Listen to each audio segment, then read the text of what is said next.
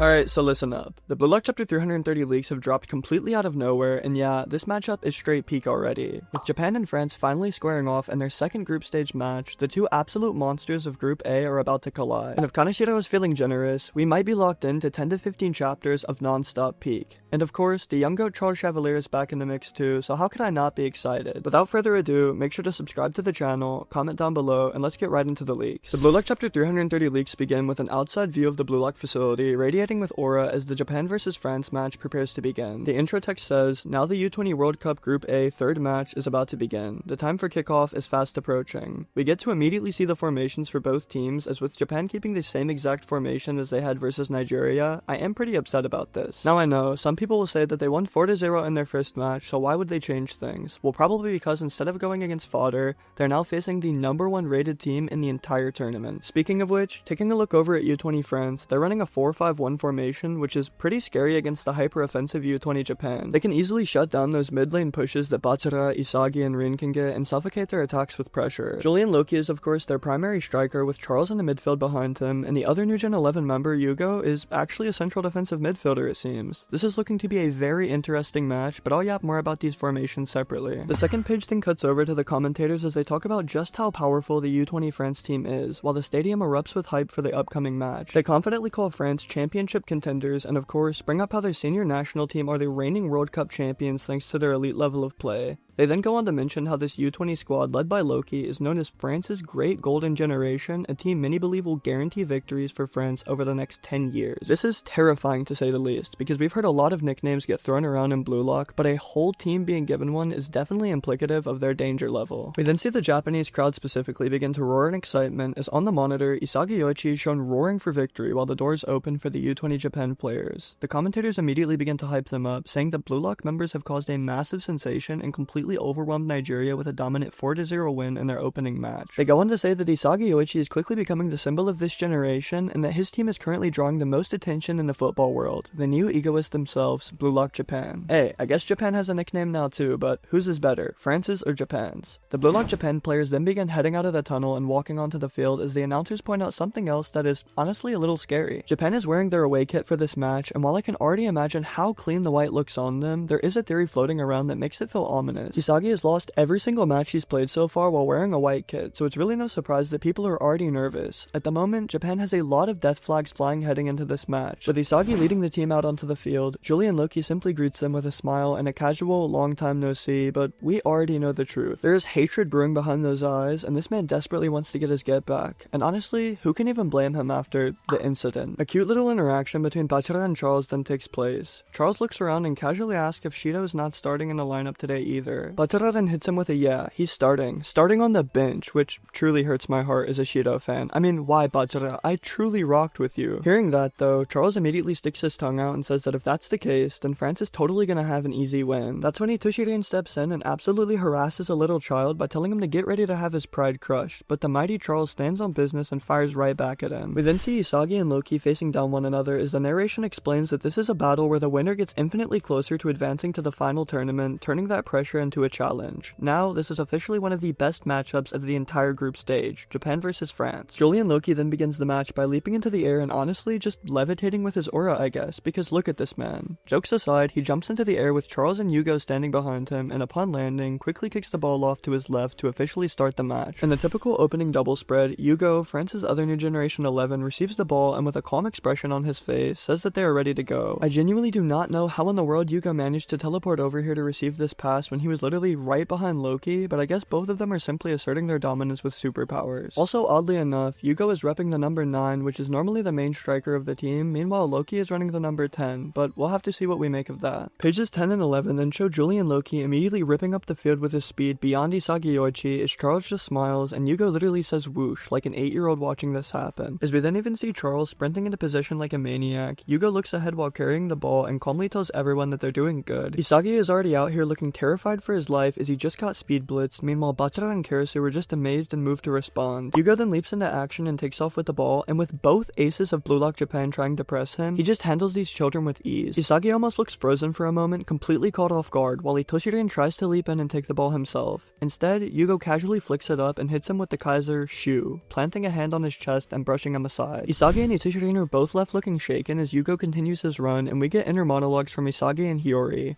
Rin clicks his tongue in frustration while Isagi realizes that this dribbling technique slipped cleanly between both him and Rin. I mean, hey, this man is already out here moving like Messi, not to glaze. Isagi immediately thinks that this is bad and calls out to cover the passer, and Hiyori responds internally saying that he knows, but there are simply too many areas he has to protect at once. It feels downright impossible, and it's become clear that everyone on U-20 France is making a forward run, creating far too many options for Japan to realistically cover. Pages 14 and 15 give us another double spread as we finally see Hugo make his move and fire a pass up the field towards Julian Loki, of course. Isagi does everything he can to stop it, sprinting in from behind, but he is just a single step too late as Hugo cleanly kicks through with his pass. Isagi is completely caught off guard by this because in one smooth motion, Hugo is already trying to send the ball up to Loki, who is flying up the pitch at full speed. As Loki approaches closer to Japan's penalty arc, and bear with me here because I'm not joking, all three of Japan's center backs step up and begin to taunt him, confident that they have him completely locked down and that everything is under control now, right? But then you notice it. Why is Loki smiling? The next page immediately reveals why, as Aiku, Nico, and Ryu are all left looking like a dumb triangle, with all of them focused on Loki. Charles is the one who actually receives the pass and smirks with satisfaction. Aiku is left in shock, realizing that they've used Loki's movements as a decoy, pulling off a diagonal run paired with a pinpoint pass that toys with the opponent from completely outside of their awareness. Charles Chevalier, the contrarian himself, immediately fires off the first shot attempt of the match as we see him swing through with an imp aura manifesting behind him, and I mean, it is just so cute. Out of all the auras in the series, this might be my favorite. Itoshi and Isagi both look absolutely horrified because with a single strike and pass, France have already surpassed Japan's entire system and pulled off an insanely technical combo. Gagamaru then launches himself through the air and does his best to activate plot armor, but sadly, it is not available in this boss arena. Sadly for him, this is France we're talking about, legitimate title contenders. They're so cold, they literally have me losing my voice. Charles' shot curls just above Gagamaru's reach and slams straight into the top bins as Loki smiles and compliments him on the finish. Charles sticks his tongue out and laughs, clearly having the time of his life out there like a little kid, while Hugo stays completely serious and calmly says that this is their destiny, with his text bubbles even blacked out. And that part is honestly kind of even insane, because Charles is the one who scored and his text bubbles aren't even black, which really makes it feel like Hugo desperately wants this win more than anyone else. Maybe we'll finally have a nice new Generation 11 that's cool and doesn't have a tragic backstory and literally everything wrong with them mentally. Or we can just break another person. With that ending out today's leaks, this is the true level of U-20 France and their new generation talent. I do have some bad news because with that ending out today's leaks, we will be on break next week and not be getting leaks until I think January 11th it is. The officials for this chapter should come out on Tuesday, so look out for that because as Bochi said on his Twitter, he is the slowest leaker known to man and these translations are probably not accurate. Luckily there was minimal text and information, so probably doesn't matter. Anyways, I am very sick and need to go rest again, so thank you all so much for tuning in. I appreciate you. Please drink a vitamin C packet, do yourself the favor, and have an amazing day.